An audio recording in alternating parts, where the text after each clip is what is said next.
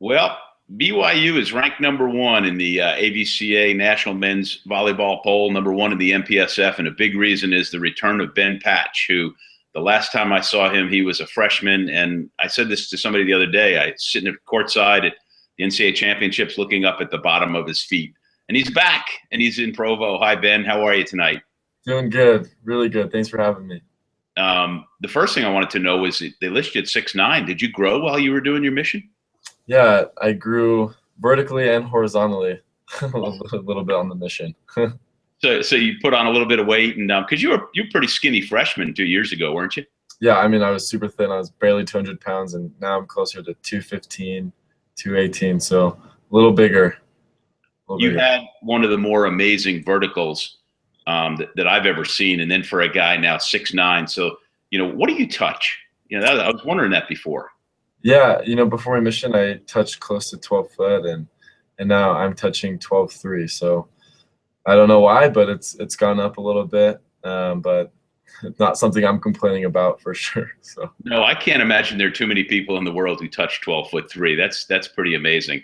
it's So less than me. I got to ask you the obvious questions because not being Mormon and you doing the mission and everything, you have your freshman year and you was so fantastic. You guys got to the NCAA final.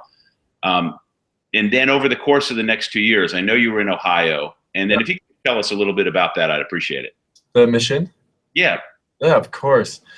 My mission was a really cool experience. Initially, I wasn't planning on going, and I just felt like I was at a point in my life where volleyball, I felt pretty good and comfortable, and I felt like I could just go and develop myself in a different way besides athletically. And the mission in Ohio was a perfect place for me to do that, and I learned that very quickly that um, just being able to serve other people, I think, adds a lot of character that you can kind of emulate the rest of your life. And the mission creates a lot of experiences where you're put in hard situations of people kind of battling you or questioning your faith, and you question your own beliefs, and that just relates to the rest of your life. So just being able to be resilient and really stand for something, and at all the same time trying to help people be better and yourself be better. So it was a good experience. Good. At the same time, though, there had to be a point where you probably missed volleyball, and now that you're back in it, appreciate it maybe even more than before. Yeah, yeah. I mean, the grass is always greener on the other side, right? The mission definitely gets mundane because you do the same thing every day, and so there's points on my mission where I definitely missed volleyball. Although my body didn't really miss volleyball, it felt really good to take a break for a while. But I had opportunities on my mission to play. I was near the local university, Ohio State University, who has a Division I men's volleyball team. So I got to play around with them a time or two. So it was really cool and cool to play with them. Yeah.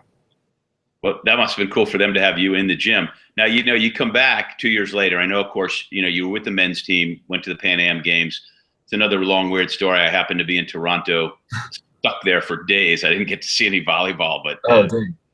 it's a great place, and I know that was good. But so Yeah. now you're back 2 years later. It's got to Yeah. be different. I mean, teammates are gone. Your coach, Chris McGowan, gone, and Sean Olmstead there. And the adjustment period, I imagine, was pretty steep. Um, Honestly, it really wasn't for me. It has been 3 years since my first time I stepped out into the field house for my first game.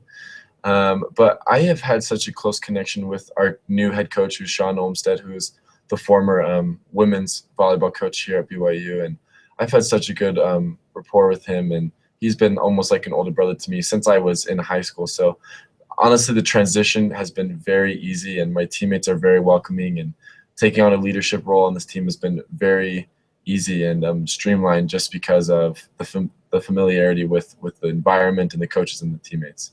I mean, I expect, you talked about how you're bigger and stronger. And, I expect that you're more mature as an athlete. For sure. Yeah, and you guys, you opened the season Friday with Loyola, which is no small task. Saturday, George Mason. It's got to be great to get going. So if you tell me a little bit about your team as you're heading into the season, that'd be great. Definitely. I mean, there's going to be power, and there's going to be a lot of wow factor to our team. We're not maybe as flashy as we were my freshman year, but we're definitely more of a complete package. And I think that's going to be something new to BYU volleyball that fans and other teams haven't seen, is we're taking a very blue collar approach. We understand that it's not a 1-2 person show anymore, that it's going to take a whole team effort. So we have a lot of great hitters on the outside, Jake Langlois and Brendan Sander, who just compete at a very high level and both complement each other really well. And then we have great people in the middle and opposite. We'll try to do the best there. But I think this year is just going to be really fun for us, because everyone has a role to play and everyone has an impact that they can make. Well, I think I speak for everyone in men's volleyball. We're excited that you're back, because you're an exciting player to watch. And thank you. I'm really glad you got great hair still. Thank you. Thank you. Hey, thanks for taking time. It's going to be really fun to see you this season, and good luck to you guys. Thank you so much. Take care.